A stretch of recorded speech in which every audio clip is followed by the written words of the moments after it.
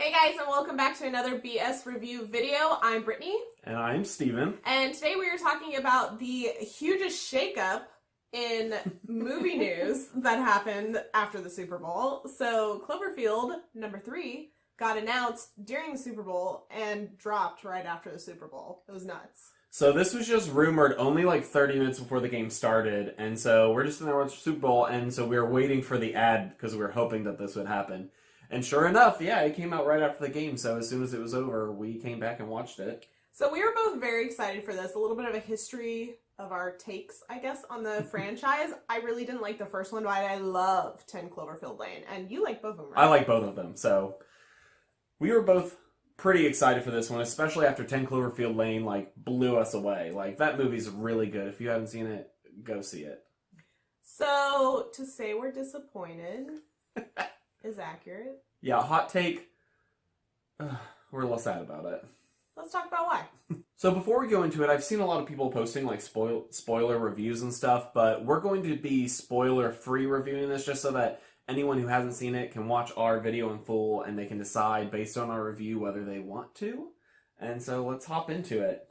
So this movie starts off with the world having energy supply issues, and so the main character ends up going up into a space station orbiting Earth to try to figure out how to fix that problem, and they're doing it with what is the machine that they use? It's a particle accelerator. There you go. Which then has consequences. Yeah, I think that's a good synopsis of the movie. So this film is loosely tied with the other ones, but it's more clearly tied. I wouldn't even say it's loose. That's true. It is more clearly tied to the other two than any previous Cloverfield film, and I liked that part, but this film starts really strong. I really enjoyed the first probably 30 to 45 minutes of this movie. It kept me intrigued enough, and I wanted to know how it was going to connect to the rest of the universe, and as they started peeling back those layers of how it is connected to the first two movies, it was really immersive and like fun for someone who's really liked the franchise as a whole and just where it was going and was excited for it. So that was really fun.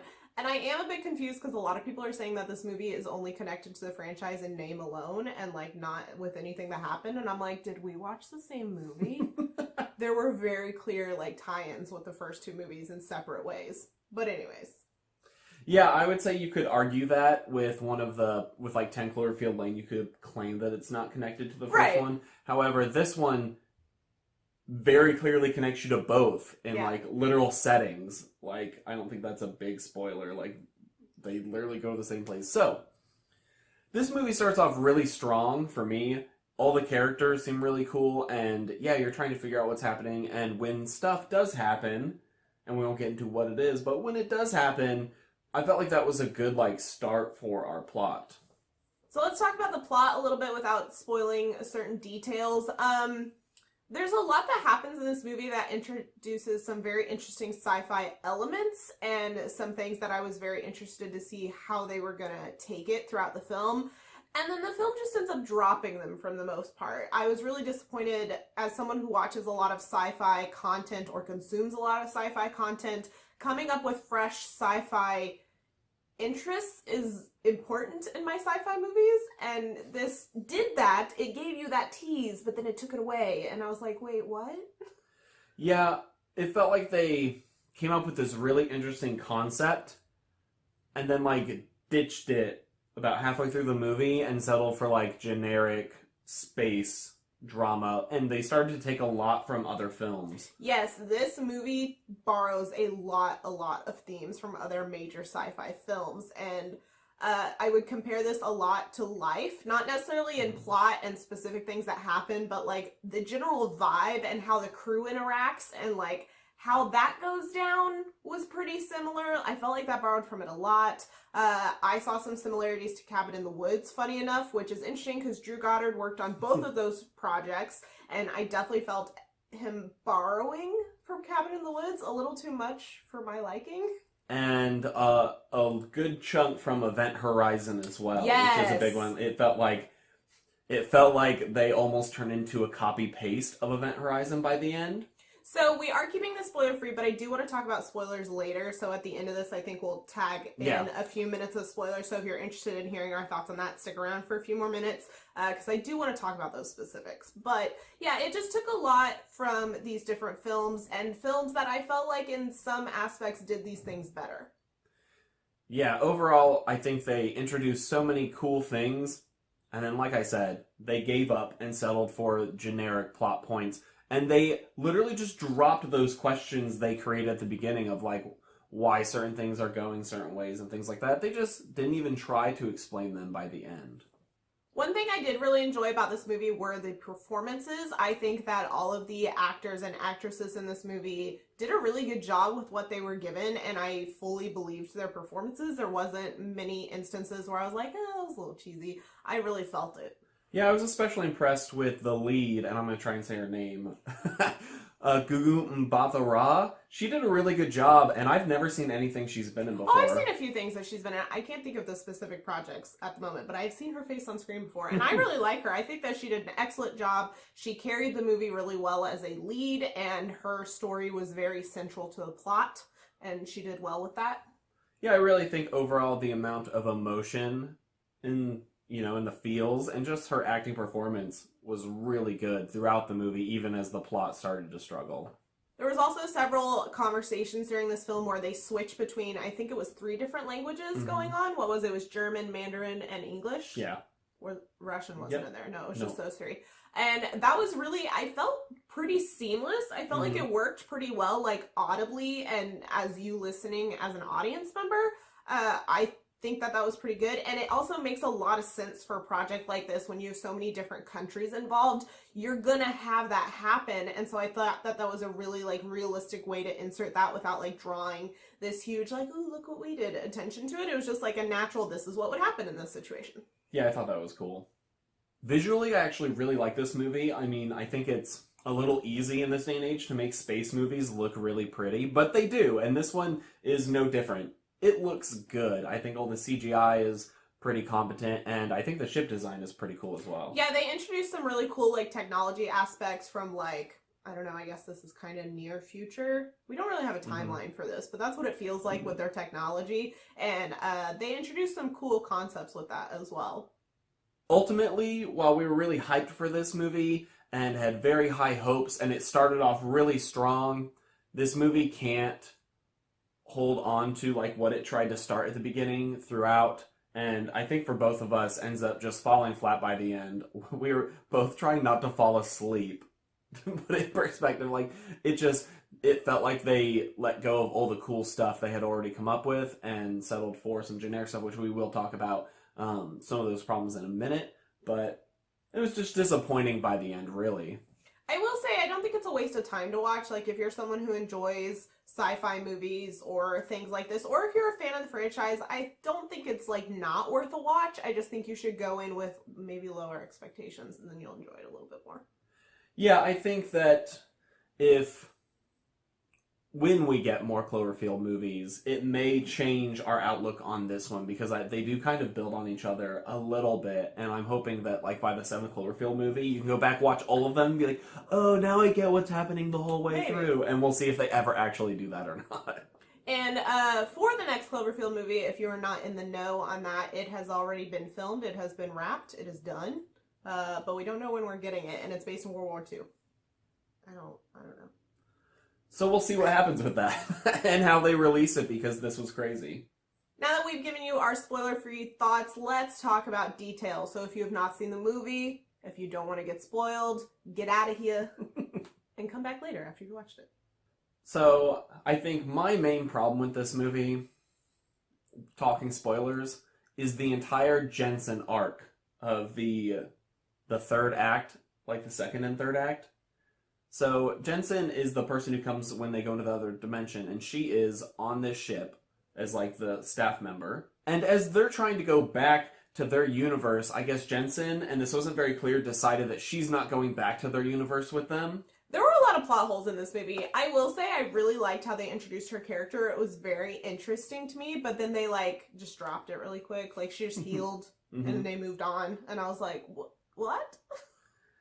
And then, in a very Event Horizon fashion, they have her basically just go evil and, like, I'm just gonna kill everyone on the ship and to stop you. So, I find the whole parallel universes colliding and taking up the same space concept very fascinating as, like, a sci-fi element thing. And Event Horizon did it fucking better. Like, so much better. It's a really disturbing movie, not one I want to rewatch, but it does the concept so much better than this movie. This movie, like, introduces a stunning parallel universe colliding concept thing, and then they just, like, with it. Like, I was so disappointed. Yeah, I think the biggest thing is this movie failed to set up rules for this. Which is important in paradoxes. And instead just did a bunch of random shit. And I was hoping for some order to come in to all the random things. Why Tam randomly gets killed and the ship froze the water. Like, why did that happen? Why did the guy's arm disappear? Why did the worms poof into the other guy?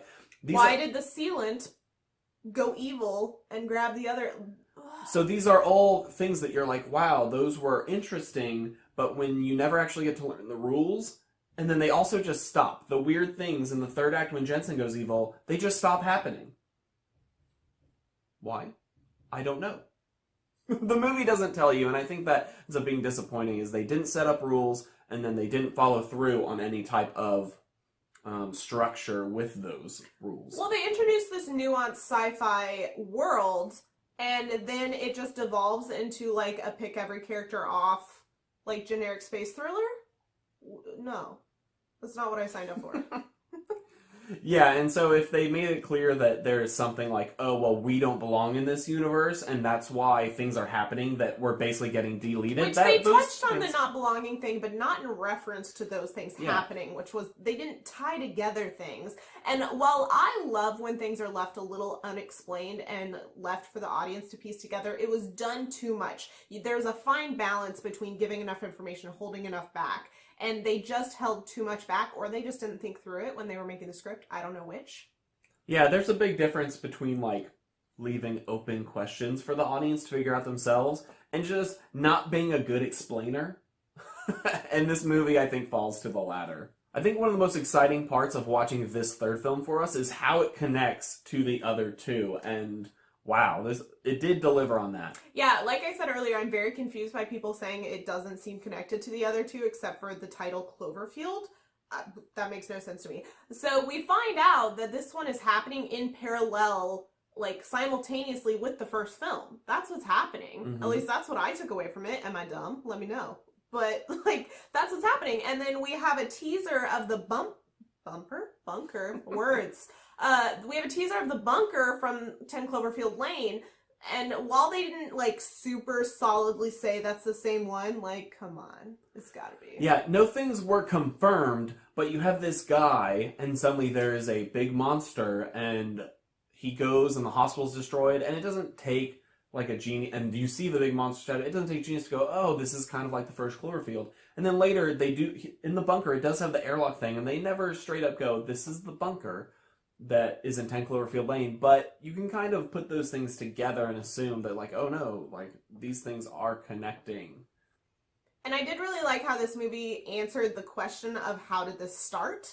It started by them doing that particle accelerator, and you had that little monologue-y hand-holding bit at the beginning where it told you, the guy was talking about how, oh, well, this could cause a paradox and monsters could come into the world, and sure enough. And so I thought that was good that they gave us a reason as to why there was a monster in the first one.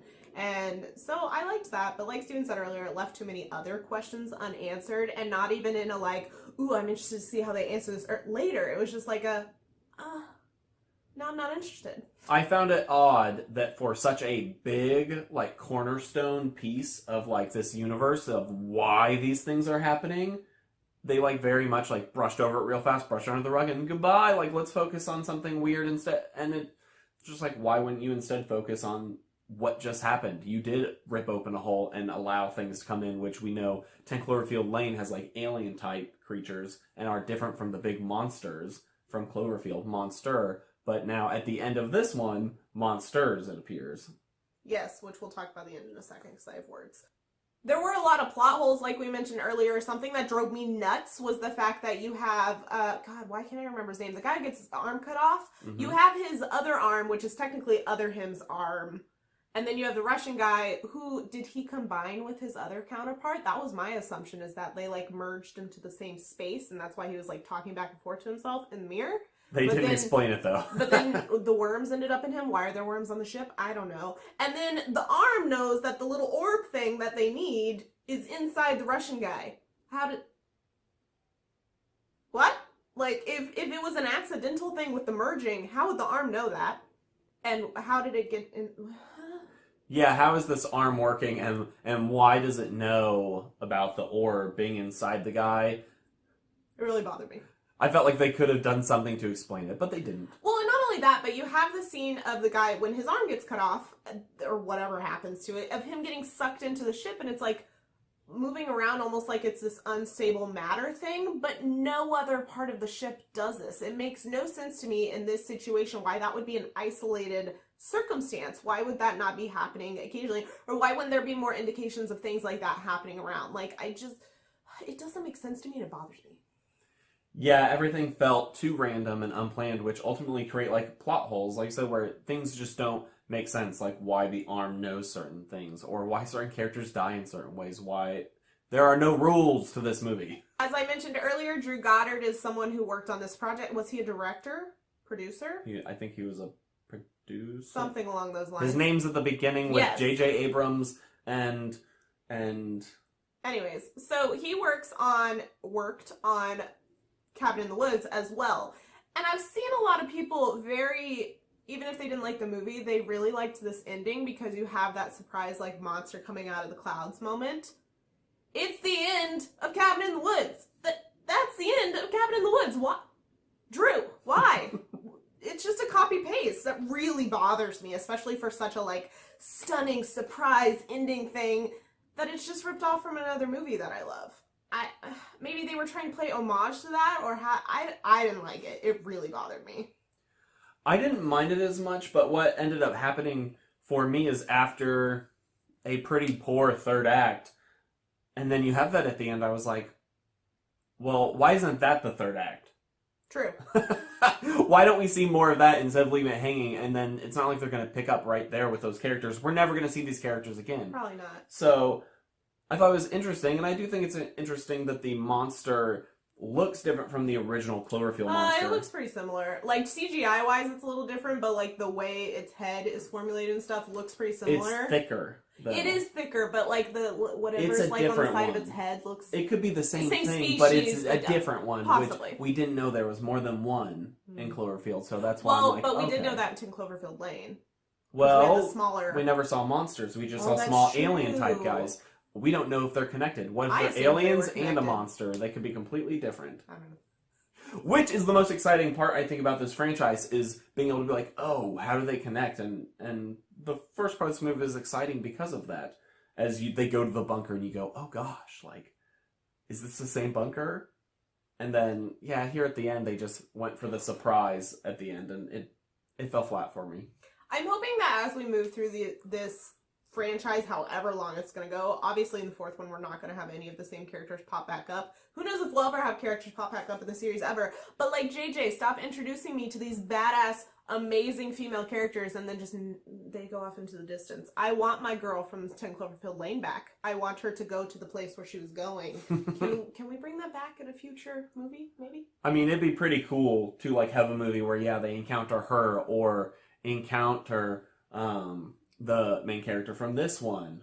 Or, gosh, I don't even know who or what happened to the people from Cloverfield. I think they got eaten at the end. I don't know. But It was 10 years ago. I don't remember anything about the movie. But those would be cool to see more connections. I know a lot of people already have their reviews out for this, but I hope that you guys found this interesting, entertaining, helpful. I don't know. Come talk to us in the comments. I want to know your opinions because there seems to be a lot of differing ones going around, and it intrigues me, and I want to talk to you about it. Yeah, it seems like everyone has a different opinion about this movie. I've seen some people who've loved it, and a lot of people who have not liked it very much at all. But let us know down in the comments what you guys thought, and if you enjoyed this video, please leave us a like. It really helps us out, and click that subscribe button. We have a ton of different reviews, videos, all sorts of crazy stuff coming out that we are working on. And if you want to see some of those now, you can click right over there, and we will see you in our next video.